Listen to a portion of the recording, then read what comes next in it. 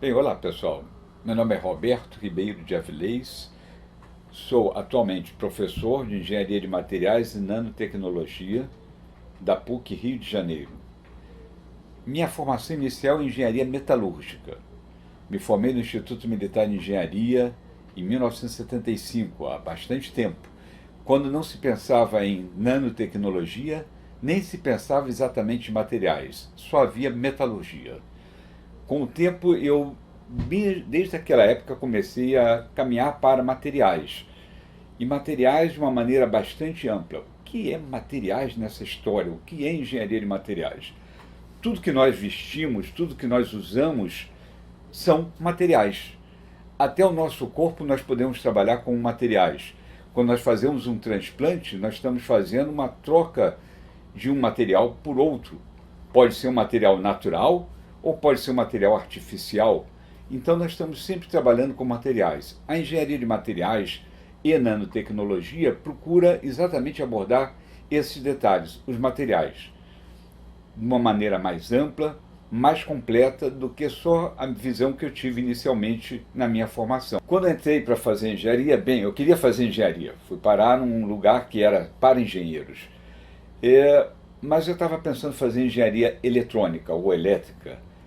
E com o tempo, ainda no segundo ano, eu comecei a perceber que aquela não seria a minha área mais interessante. Na realidade, faltando praticamente 2 semanas para tomar uma decisão em qual engenharia seguir, eu conversando com um professor meu, ele me mostrou claramente que o que eu gostava muito era de física e química e matemática.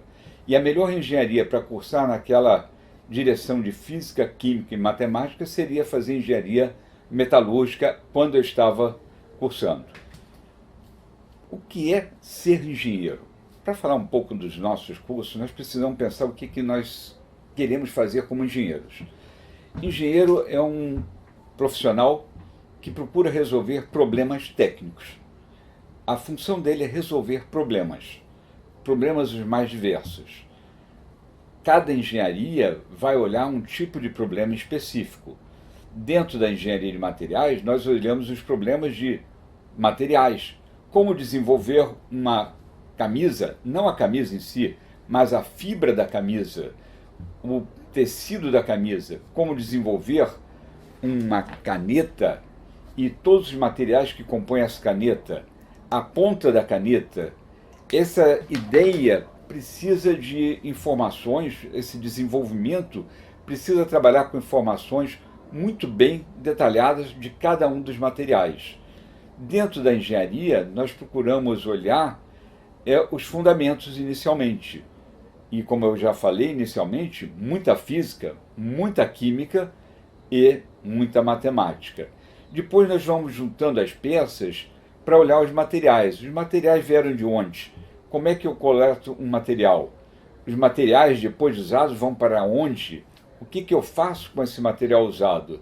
Um cuidado com o ambiente, um cuidado de como tira e como coloca, um cuidado de modificar esses materiais, e aí realmente nós precisamos esse conhecimento junto de física, química, matemática e o detalhamento de cada tipo de material.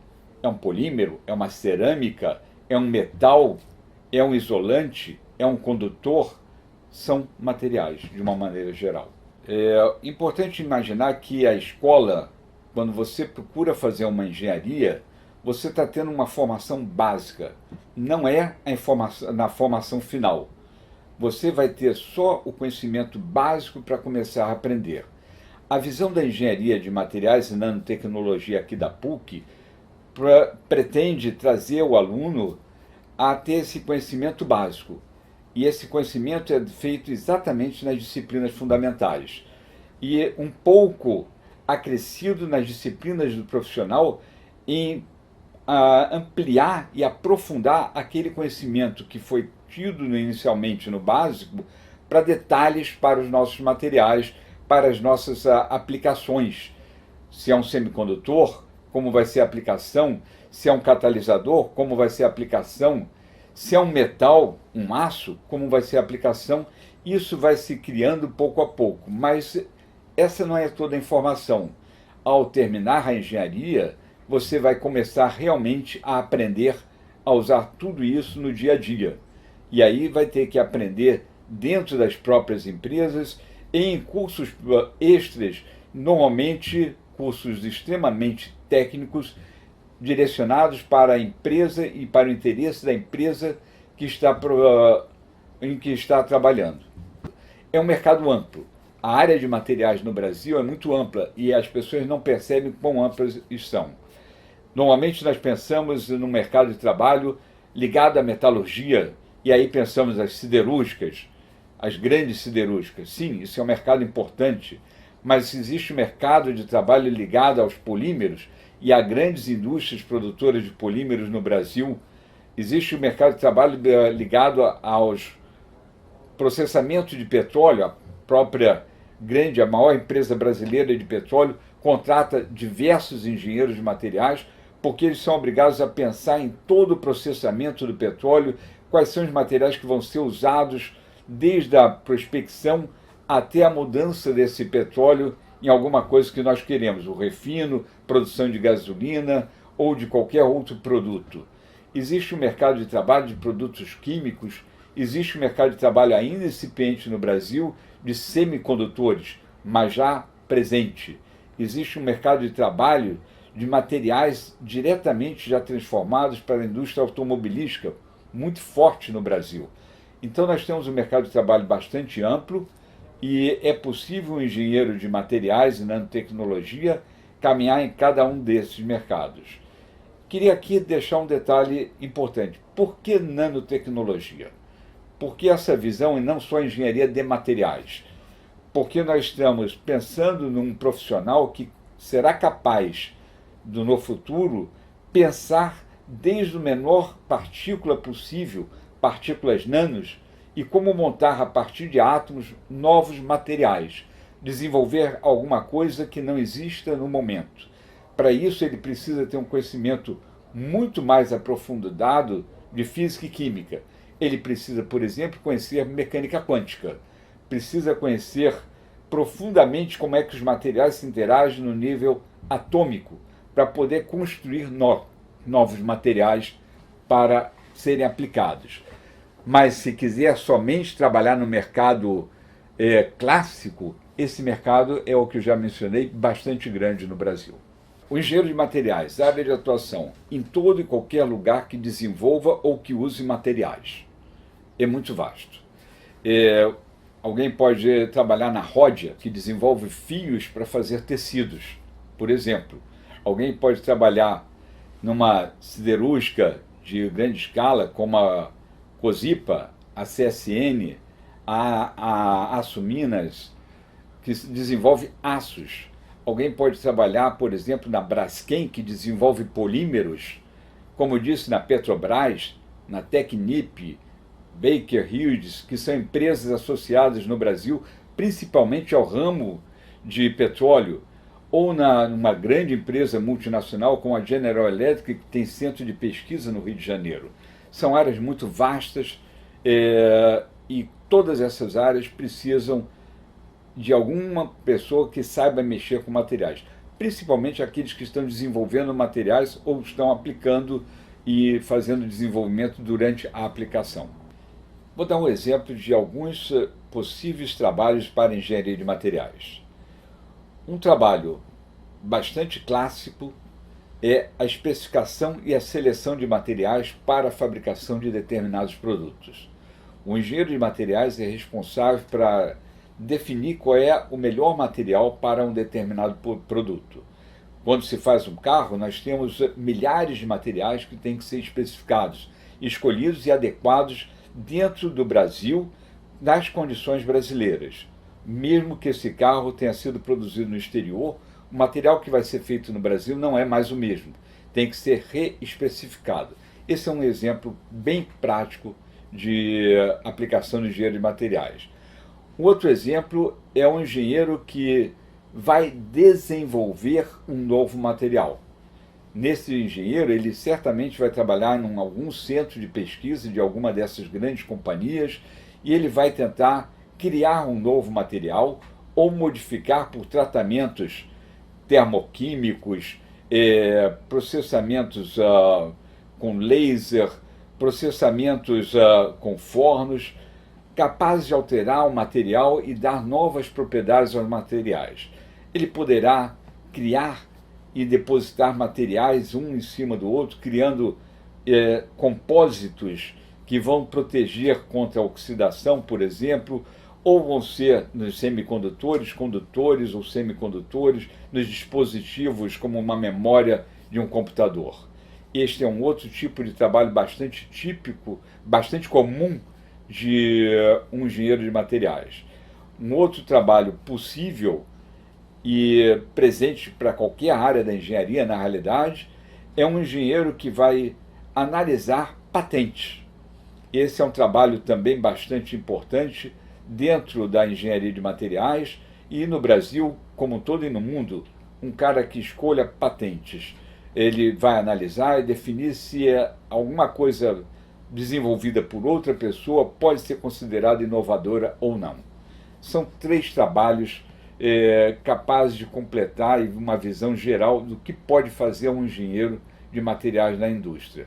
Mas há muito mais coisa, porque como um engenheiro de materiais e nanotecnologia, como qualquer engenheiro tem um bom fundamento em matemática, ele pode trabalhar em diversas outras áreas onde a matemática é importante para o desenvolvimento da indústria ou até mesmo do comércio. Carreira vale a pena em termos financeiros? Eu acho que sim, senão não estaria aqui, certamente. Sou engenheiro e nunca deixei de ser. Inicialmente não pretendia ser professor, pretendia somente ser um pesquisador. E a vida me trouxe a ser professor. Mas faço engenharia não como professor só, mas como consultor de empresas, e dessa maneira eu vou tentando resolver problemas que aparecem na empresa no uso e no processamento de materiais. É uma carreira sempre que me deixa informações, me traz informações novas, me traz situações que eu não pensava inicialmente. Muito além do que se pensa só dentro de num círculo de ensino e pesquisa. Algo prático. Alguém está com um problema e precisa ser resolvido. Como eu disse no começo, engenharia é uma profissão de resolver problemas. Vou tentar trazer 2 exemplos de tipo de serviço que eu faço em consultoria. Um exemplo bastante importante uma determinada empresa tem um material em uso normalmente. Vocês podem imaginar, por exemplo, que uma empresa tenha um tanque de água quente bastante grande e há uma explosão de caldeira. E a empresa quer saber por que ocorreu a explosão, se o problema foi no material ou não. Então nós podemos pegar os materiais associados à caldeira, se os defeitos estavam já presentes na caldeira antes da explosão, ou foram só decorridos da explosão e a explosão tem alguma outra razão que não seja nos materiais. Este é um exemplo que nós podemos considerar como perícia. É uma perícia de um consultor externo que a empresa solicita para poder melhorar as condições de fabricação ou de proteção da sua caldeira. Um outro exemplo é muito mais técnico, muito mais científico. Uma determinada empresa no Brasil veio nos pedir que desenvolvêssemos um banco de dados termodinâmicos para uso do dia a dia dessa empresa. E nós desenvolvemos, quando eu digo nós, eu fiz com um colega meu, nós preparamos um banco de dados que poderia responder às necessidades da empresa aplicados a materiais e à produção de materiais. Então são 2 exemplos bem distintos, um bastante técnico, que é um exemplo que resolve um problema ou procura saber as causas de um problema que já ocorreu, o outro resolve uma necessidade da empresa no dia a dia dela para melhorar a produção. Problemas distintos de aplicação em consultoria de materiais. Maiores desafios da profissão é aprender. Você tem que estar aprendendo. Não há, na profissão, se você quiser, qualquer profissão, se você quiser continuar sendo importante na profissão e crescendo, o maior desafio é nunca parar de aprender. Então, se acha que a universidade é o lugar que você vai aprender mais, você está enganado. Você vai começar o aprendizado. E a partir daí, se quiser crescer como profissional, como engenheiro, vai ter que continuar estudando e estudando cada vez mais. Certamente vai estudar coisas mais apropriadas naquilo que for desenvolver na empresa que estiver trabalhando, mas vai precisar continuar estudando. Esse é o desafio, não perder a vontade de estudar, não perder a vontade de aprender. Bem, quem ainda vai escolher uma carreira, conversa com o maior número de profissionais possíveis. Conversa com professores, conversa com engenheiros que não sejam professores, ou, se não for engenheiros, alguma outra carreira. Tá? Conversa com os profissionais das carreiras que pretende trabalhar. Procura saber o que eles fazem, procura visitar o ambiente de trabalho deles, procura ler sobre as companhias que contratam esses profissionais. Dessa maneira você vai começar a entender um pouco mais do que o profissional pode ser no futuro. E mantenha-se aberto a novidades, porque na realidade as carreiras mudam muito rapidamente e você tem que acompanhar essa mudança. Lembrar que eu comecei como engenheiro metalúrgico e atualmente há décadas eu trabalho como engenheiro de materiais e cada vez mais amplo na visão de materiais. Então você vai se adaptando e vai procurando conhecer novas oportunidades. Precisa fazer isso e essa é a condição de continuar em pé num mundo em mudança muito rápida. Tem muita coisa que poderíamos falar e eu dependeria de conhecer e ouvir as perguntas que cada um de vocês tem. A minha sugestão é que, se precisarem, apareçam aqui na PUC, venham conversar conosco, comigo em particular, se quiserem.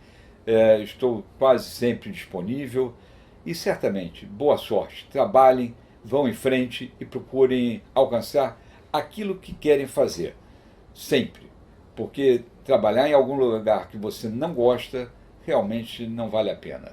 Sucesso para vocês!